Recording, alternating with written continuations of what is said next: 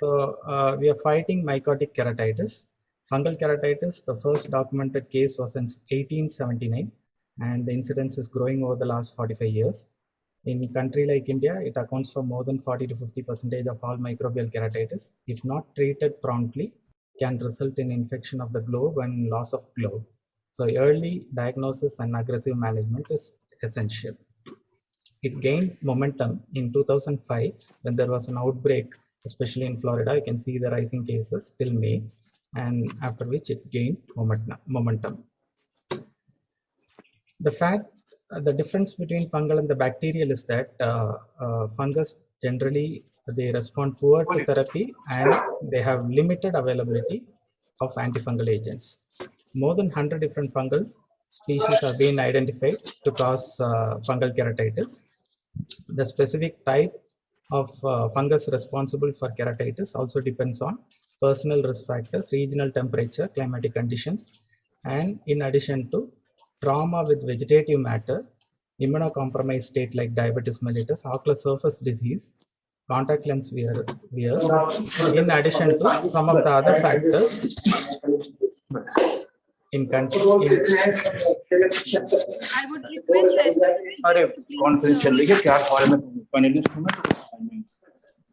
All right, sorry about the interruption. So in addition to certain other factors like use of over-the-counter medications, abuse of steroids, topical steroids, and use of native medications in part like ours. So clinically, it may be challenging to diagnose a fungal infection, and most often the culture reports are delayed also. So a high index of suspicion is therefore usually required to treat fungal keratitis. When we compare with the incidence of other developed countries, most of the developed countries has bacterial corneal ulcers as major source of microbial keratitis, whereas India and Nepal has fungal as major source.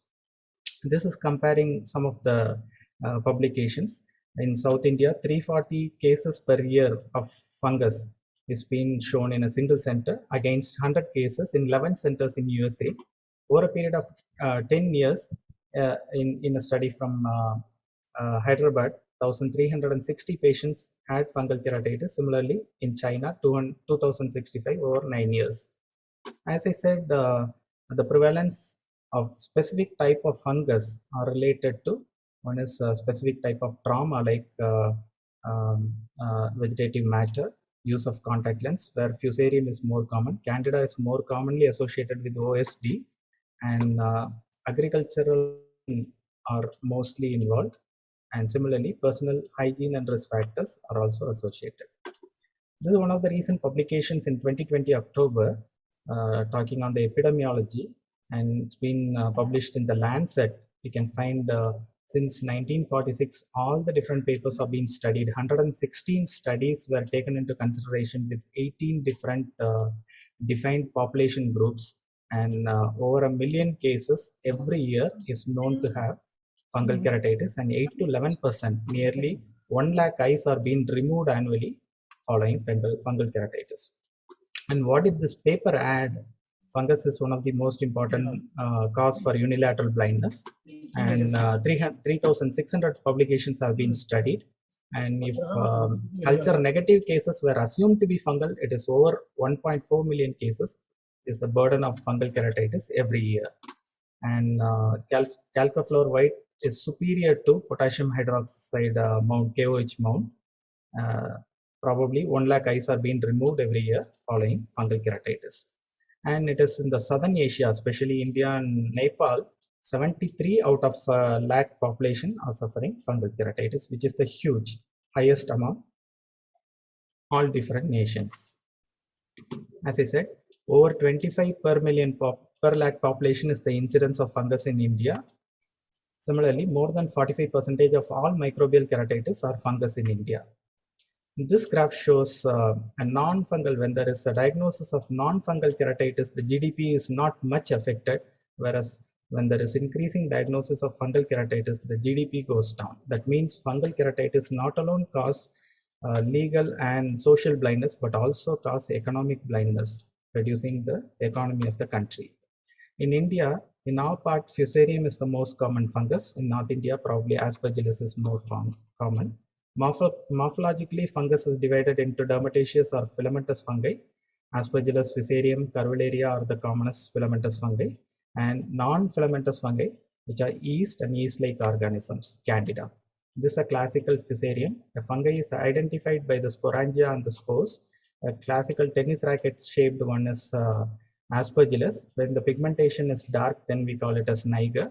And bacteria like fungus, yeast-like fungus, are the Candida albicans with pseudo-hyphae. So fungal keratitis pathogenesis is typically, we know it's caused due to vegetative matter and happens in previously healthy eye. Non-filamentous Candida occurs in pre-existing OSD. Fungus gain access through the stroma, and it also can penetrate the intact Descemet's membrane. That's why we say hypopion is infective in fungal keratitis. Some of the landmark trials, the mycotic ulcer treatment trial, MUT1 is one of the landmark trial where we studied natamycin is better than imidazoles like voriconazole in treating fungus, especially with Fusarium, where there is 4.1 Snellen's lines visual acuity gains. So this is a graph showing natamycin is superior than that of voriconazole in Fusarium. So the MUT2 analyzed if addition of 400 milligram BD of voriconazole as a loading dose for day 1 and 200 milligram BD for 20 days, does it reduce the need for TPK, or does it reduce corneal perforation in fungal keratitis? But we didn't find any significant difference between placebo and voriconazole, oral voriconazole group. That means oral drugs did not help much. They had no benefit rather than topical treatment. So some of the secondary analysis of MUT after 6 days, that is after a week, if a repeat culture is done, 31% had repeat culture positivity. That means nearly 31% of fungal infections did not respond in the first week to the treatment instituted, and those cases were significantly associated with worse visual outcomes by 3 months, or larger scar size by 3 months, or they required penetrating keratoplasty. So that is what is one of the secondary factors which is known from MUT1. So although our ultimate goal is to improve vision and to minimize scarring, but our immediate objective is to eliminate the infection from the cornea. So that should be our immediate intention. In non-responsive cases, clinician should consider after 6 days, based on MUT1, after 6 days, a repeat culture, and a treating physician should think about augmenting current therapy by adding some other medication topically, or starting oral drugs, or some other innovative measures like collagen cross-linking or stromal injections. With this introduction, I would like to introduce my speakers, Dr. Rani Lakshmi, who is a consultant in the cornea department in Dr. Agarwal's Tirunelveli. She'll be talking on clinical and laboratory observations of fungal keratitis. Dr. Sumati, who is a cornea consultant in Chennai, Dr. Agarwal's Eye Hospital, will be talking on medical management. Dr. Preeti Naveen, cornea surgeon in Dr. Agarwal's Chennai, who will be talking on surgical management. Dr. Caroline, cornea consultant in Tirunelveli, who will be talking on some of the newer treatment options. And finally, Dr. Betsy Clement, cornea and cataract consultant in Tirunelveli, will be talking something about cross-linking in fungal keratitis. I thank you all for your patient listening. Thank you.